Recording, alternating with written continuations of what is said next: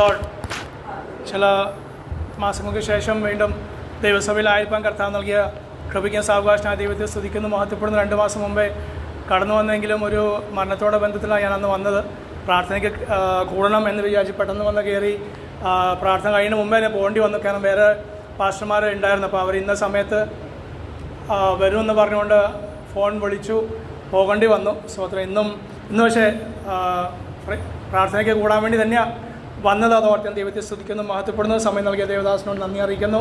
കർത്താവ് ധാരാളമായി ദൈവസഭയും ദേവദാസനും കുടുംബത്തെയും അനുഗ്രഹിക്കുന്ന കൃപയ്ക്കായി ദൈവത്തെ സ്തുതിക്കുന്നു, മഹത്വപ്പെടുന്നു. സ്വത്രം ചില ഈ 1-2 മാസം കൊണ്ട് മാറ്റങ്ങൾ കർത്താവ് സഭയിൽ ചെയ്തോർത്ത് ദൈവത്തെ സ്തുതിക്കുന്നു, മഹത്വപ്പെടുന്നു. സ്വതന്ത്രം ചെയ്യുന്ന കർത്താവ് നമ്മളെ സഹായിക്കുകയും ബലപ്പെടുത്തുകയും ചെയ്യട്ടെ. കർത്താദാസൻ ജോൺ പാസ്റ്റർ പറഞ്ഞ പോലെ അതേ കർത്താവ് നമ്മൾ ആഗ്രഹിക്കുന്ന ഒരു കാര്യമാണ്. താൻ വിശുദ്ധനാകിയാൽ നാമും അവനെ പോലെ വിശുദ്ധരായിരിക്കാൻ കർത്താവ് നമ്മൾ ആഗ്രഹിക്കുന്ന കാര്യമാണ്. പക്ഷേ നമ്മുടെ മാനുഷികമായ ശക്തി കൊണ്ടോ ബലം കൊണ്ടോ നമുക്കത് സാധിക്കില്ല. സാധിക്കാൻ വേണ്ടി കർത്താവ് നമ്മളെ ദൈവസഭയിൽ ആക്കി വച്ചിരിക്കുന്നു. ഈ 2025 വർഷം ജൂൺ മാസം 6 നാം ആയിരിക്കുന്ന അവൻ്റെ കൃപയാലാകുന്നു. അവൻ്റെ കരുണയ്ക്കായി ദൈവത്തെ സ്തുതിക്കുന്നു, മഹത്വപ്പെടുന്നു. വീണാം ദൈവം നമുക്ക് വേണ്ടി കഴിഞ്ഞ നിമിഷങ്ങളെല്ലാം വീര്യം പ്രവർത്തിച്ച് നമ്മളെ ക്രിസ്തു എന്ന പാറയിൽ ഉറപ്പിച്ച് നിർത്തിയ കൃപകൾക്കായി ഞാൻ ദൈവത്തെ സ്തുതിക്കുന്നു, മഹത്വപ്പെടുന്നു. വീഴുന്നൊരു ലോകത്തിലാണ് നമ്മൾ ജീവിക്കുന്നത്. വല്ലാത്ത ലോകത്തിൽ നമുക്ക് കാണുന്ന കാര്യങ്ങൾ, കേൾക്കുന്ന കാര്യങ്ങൾ, അത് നമ്മളെ സ്വന്തം വേദനിപ്പിക്കുന്ന അനുഭവങ്ങൾ, ജീവിക്കേണ്ടാതെ പോലും പലർക്കും ഭക്തന്മാർക്ക് തോന്നിപ്പിക്കുന്ന അനുഭവങ്ങളാണ് നമ്മളെ ചുറ്റുപാടും നടക്കുന്നത്. പക്ഷേ അവിടെയെല്ലാം കർത്താവ് നമ്മൾ ഇന്നോളം നിലനിർത്തിയ കൃപയ്ക്കായി ദൈവത്തെ സ്തുതിക്കുന്നു, മഹത്വപ്പെടുന്നു.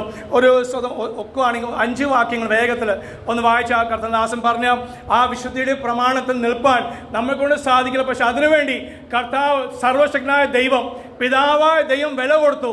സ്വന്തം പുത്രനെ ആദരിക്കാതെ തൻ്റെ സ്വന്തം പുത്രനെ അവൻ നൽകി. പോരാ, പുത്രൻ വചനം പഠിപ്പിക്കുന്നത് പൗലോസ് പറയാണ്, പുത്രൻ തന്നെത്താൻ ഏൽപ്പിച്ച് കൊടുത്തു.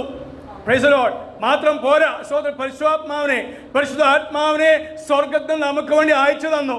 തന്നെ വിശ്വസിക്കുന്ന ഏവരും നശിച്ചുപോകാതെ അത് യേശുക്രിസ്തുവിൽ വിശ്വസിക്കുക മാത്രമല്ല ദൈവസഭയുടെ അംഗമായി തീരുവാനും തൻ്റെ പരിശുദ്ധാത്മാവിനെ പ്രാപിച്ച് ദൈവിക ആലോചന, പാസ്റ്റർ ഒത്തിരി തവണ അത് പറഞ്ഞു, ദൈവത്തിനാത്മാവിനോട് സംസാരിച്ചു, ദൈവത്തിനാത്മാവിനോട് സംസാരിച്ചു. പാസ്റ്ററോട് മാത്രമല്ല, നമ്മുടെ എല്ലാവരോടും കർത്താവിനാത്മാ സംസാരിച്ചുകൊണ്ടിരിക്കുന്ന കൃപയ്ക്കായി സ്തോത്രം. അതുകൊണ്ടാണ് നമ്മൾ നിൽക്കുന്നത്, സ്തോത്രം. പക്ഷേ കർത്തദാസന്മാരോടും ദൈവത്തിന് അതേ കരുണയാണ്, അതേ ഒന്നും കൂടെ അതേ തൻ്റെ വചനം, തൻ്റെ ആലോചന ദൈവസഭയെ അറിയിക്കാൻ വേണ്ടിയാണല്ലോ കർത്തദാസന്മാരെ വെച്ചതോ നിയമിച്ചിരിക്കുന്ന ഓർമ്മ ദൈവത്തെ സ്തുതിക്കുന്നു, സ്തോത്രം ചെയ്യുന്നു. അപ്പോൾ മാത്രം ദൈവസഭയെ നമ്മളെ ആക്കി വെച്ച ഓർത്ത സ്തോത്രം.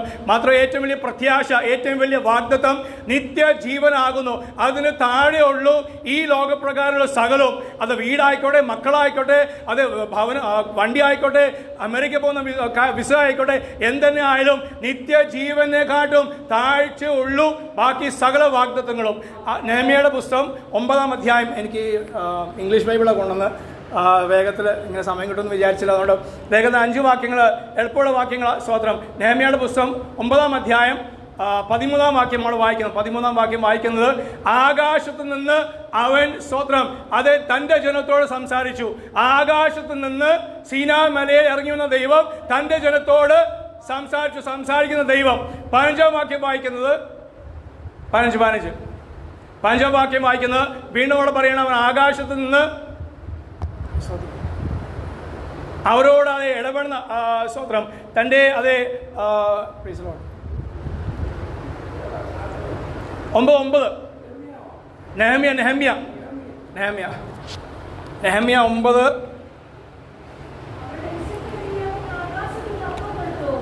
അവന്റെ വിശുദ്ധ നിയമങ്ങളെ അവൻ ആകാശത്ത് നിന്ന് അവർക്ക് കൊടുത്തു, സ്തോത്രം. 20-ാം വാക്യം നമ്മൾ വായിക്കുന്നത്, അവൻ നല്ല ആത്മാവിനെ കൊടുത്തു. എവിടെ? സ്വർഗത്തിൽ നിന്ന് അത് ഉപദേശിക്കേണ്ടതിന് നല്ല ആത്മാവിനെ കൊടുത്തു.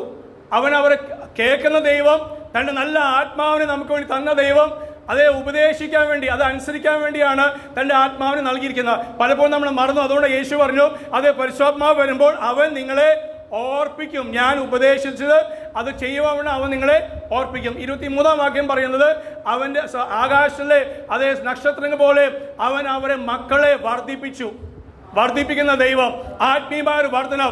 നമുക്ക് ഇന്ന് വലിയ വർധനമില്ല. സ്തോത്രം. പഴയകാലം ഒരു 50-100 വർഷം മുമ്പേയുള്ള മാതാപിതാക്കൾക്ക് പറയാം അത് 12 മക്കളുണ്ടായെന്ന് പറയാം. പക്ഷെ ഇന്നത്തെ കാലത്ത് 2-ൽ ചുരുങ്ങി, 1-ൽ ചുരുങ്ങി. സ്തോത്രം. ആ വിഷയമല്ല ദൈവം പറയുന്നത്. ഇവിടെ ലോകത്തിലെ ഏറ്റവും വലിയ ജനസംഖ്യ ഉള്ള ഒരു നമ്മുടെ ഒരു ക്രിസ്ത്യ മതം എന്ന് പറയുന്ന ക്രിസ്ത്യൻ മതമാണ്. ക്രിസ്ത്യൻ മതം ആയിപ്പോയി. പക്ഷേ എണ്ണത്തിൽ ഏറ്റവും കൂടുതൽ യേശുക്രിസ്തു വിശ്വസിക്കുന്ന ഒരു കൂട്ടർ ക്രിസ്ത്യാനികളാണ് ലോകത്തിലെ ഏറ്റവും വലിയ ജനസംഖ്യ. സ്തോത്രം. അവരെ വർദ്ധിപ്പിച്ച് എവിടെ നിന്നാ? ഒന്നുമില്ലായ്മയിൽ നിന്ന്, കഷ്ടപ്പാടിൽ നിന്ന്, അതേ അവരുടെ ജീവിത അതേ സ്തോത്രം, അതേ പങ്കപ്പാടുകൾ, ദാരിദ്ര്യം, അതിലെ പീഡകൾ അനുഭവിച്ച ഒരു കൂട്ടരാണ് ക്രിസ്ത്യാനികൾ.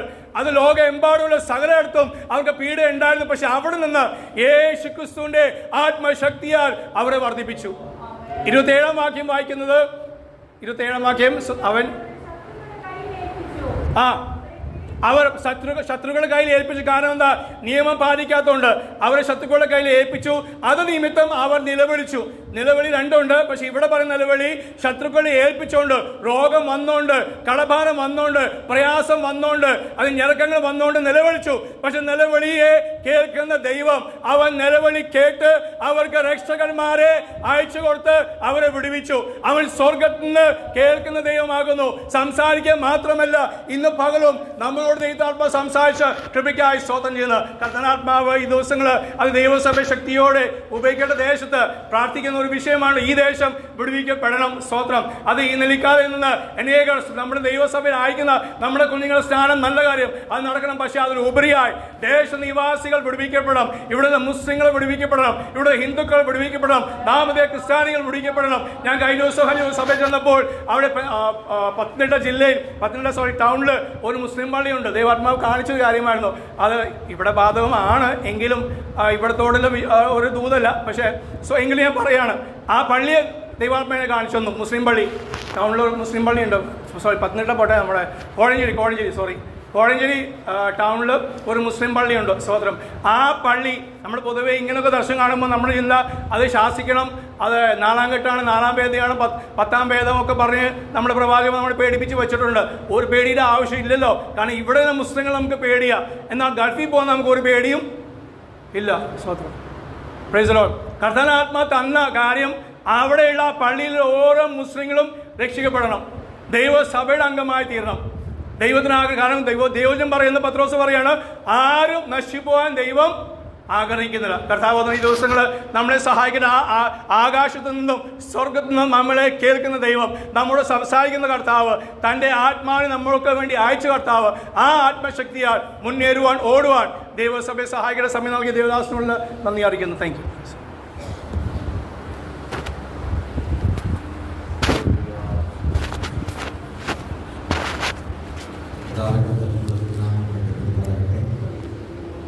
അനുഗ്രഹിക്കപ്പെട്ട ശ്രേഷ്ഠമായ നല്ല സമയം കർത്താവിനെ മഹത്വപ്പെടുത്തുവാൻ